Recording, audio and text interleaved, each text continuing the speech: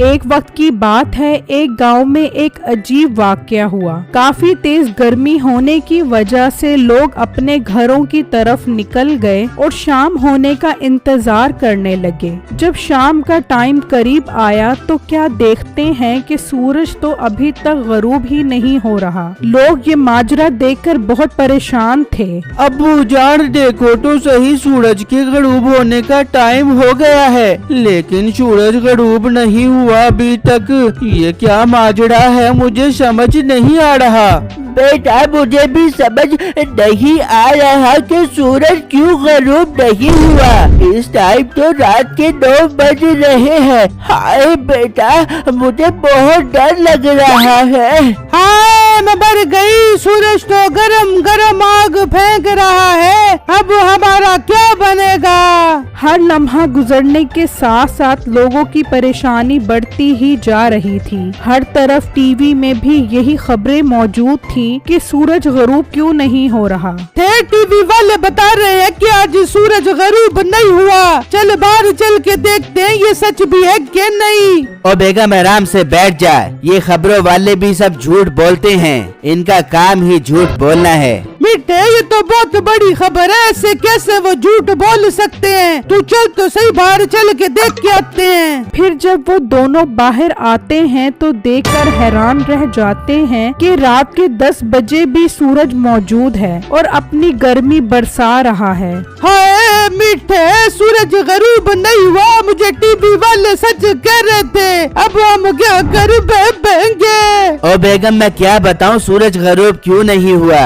میری تو آپ دماغ کی بتی گل ہو گئی ہے قسم سے۔ میٹھے جلدی سے اندر چل، یہ نہ ہو کہ سورج کی گرمی سے میرا سارا گورا رنگ اتر جابے اور مجھے کالا کر کے چلا جابے۔ یہ کہہ کر وہ دونوں اندر آ جاتے ہیں اور سوچنے لگ جاتے ہیں یہ سب ہمارے گناہوں کی سزا ہے جو آج سورج غروب نہیں ہوا۔ یہ سب تیری گندی زبان کی وجہ سے ہوا ہے، تیری گندی زبان کے گناہوں کی سزا مل رہی ہے مجھے۔ نہیں زبان تو صرف میری گندی ہے، تیرے منہ سے تو جیسے پھول نکلتے ہیں نا۔ بیگم آپس میں لڑنے کا کوئی فائدہ نہیں ہے، ہم سب گاؤں والوں کو اکٹھا کرتے ہیں اور اس مسئلے سے بچنے کے لیے سب مل کر اللہ سے دعا کرتے ہیں کہ وہ ہمیں اس مصیبت سے نکال دے۔ پھر وہ سب بٹو کے گھر اکٹھے ہو جاتے ہیں اور اللہ سے دعائیں مانگنے لگ جاتے ہیں کہ سورج غروب ہو جائے اور رات کا اندھیرا دن کی روشنی کی جگہ لے لے، لیکن کوئی بھی فرق نہیں پڑتا۔ بیٹا ہماری دعائیں بھی اب تو کوئی اثر نہیں کر رہی، مجھے نہیں لگتا کہ اب سورج غروب ہوگا۔ انکل مجھے تو لگ رہا ہے اب یہ ہماری جان لے کر ہی غروب ہوگا۔ میٹھے بھائی ایسی باتیں مت کریں۔ اچھا بولے، میں نے تو ابھی اس دنیا میں کچھ دیکھا ہی نہیں ہے۔ نہیں تو تو نے کچھ دیکھ کر کون سا براک اوباما کا سالہ بن جانا ہے، یہ سورج دیکھ رہا ہے نا، یہی کافی ہے۔ اپنا منہ بند کرو، یہاں اتنی مصیبت آئی ہوئی ہے اور تمہیں مذاق سن رہا ہے۔ بیٹا ساتھ والے گاؤں میں ایک بہت بڑے عامل بزرگ رہتے ہیں، وہ بہت نیک انسان ہیں، ہم ان کے پاس چلتے ہیں، وہ ضرور ہمیں کچھ نہ کچھ حل بتا دیں گے۔ ہاں ٹھیک ہے انکل، ابھی چلتے ان کے پاس۔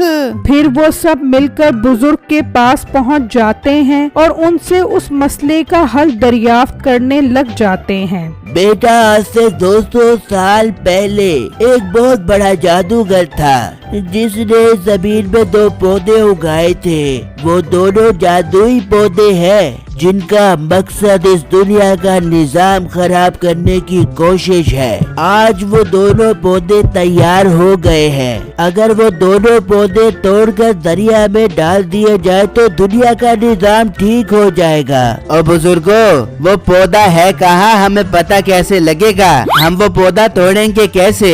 بیٹا یہ تو مجھے نہیں پتا، لیکن وہ دونوں پودے کسی گھاٹی کے اوپر لگے ہوئے ہیں، اگر تم اسے توڑنے میں کامیاب ہو گئے تو سب کچھ پہلے جیسا ٹھیک ہو جائے گا۔ بابا जी इतनी बड़ी दुनिया है, वो कहाँ से उसको ढूंढ बेबेंगे। चलते चलते मेरे नाजुक पाँव में छाले पड़ जाएंगे। बस बेटा मैं इतना बता सकता हूँ कि वो पौधे इस गांव के करीब एक जंगल में है। ठीक है, हम सब जाएंगे उसे तोड़ने के लिए।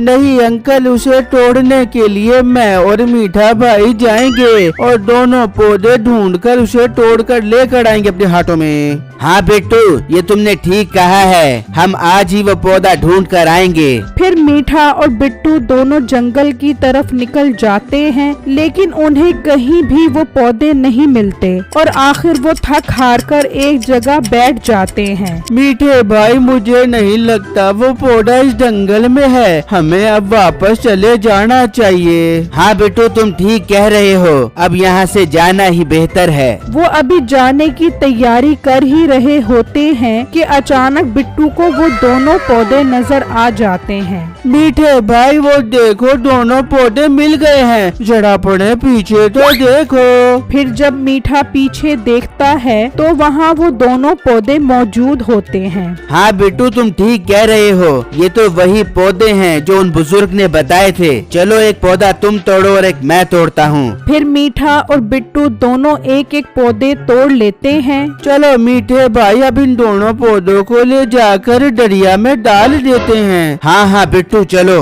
फिर जब वो दरिया पर पहुँचते हैं तो मीठा चुपके से एक पौधा लेकर वहाँ से चला जाता है और जब वो बिट्टू पौधा दरिया में डालता है तो फौरन रात हो जाती है, लेकिन सूरज तो अभी भी गरूब नहीं होता। बिट्टू दाएं बाएं देखता है लेकिन उसे मीठा नजर नहीं आता।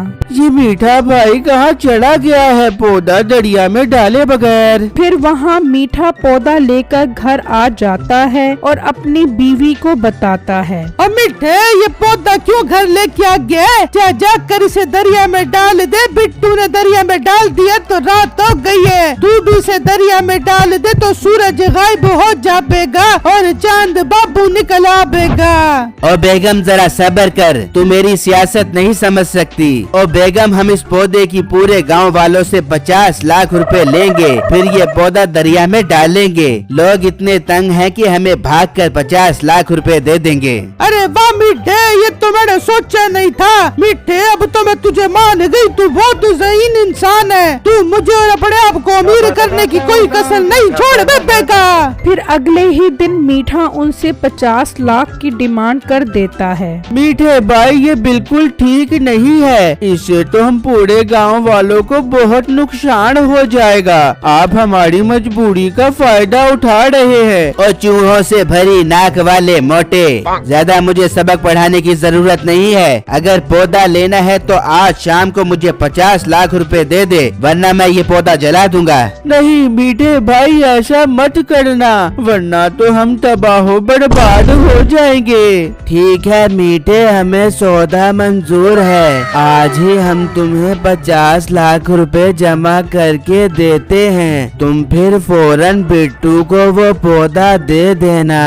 जनाबे आली, मोतबाना गुजारिश है कि जल्द से जल्द मुझे 50 लाख रुपए मेरे घर पर पहुंचा दिए जाएं। अल आरिस, आपका शागिर्द मीठा उर्फ छोटा पहलवान। ये कहकर मीठा और नसीबो वहाँ से चले जाते हैं और वो सब पैसे जमा करने की प्लानिंग करने लग जाते हैं। अंकल, ये हमारी मजबूरी का फायदा उठा रहा है, इस तरह तो ठीक बात नहीं है। हाँ बेटा, बात तो ठीक नहीं है, लेकिन अब हम और कुछ नहीं कर सकते।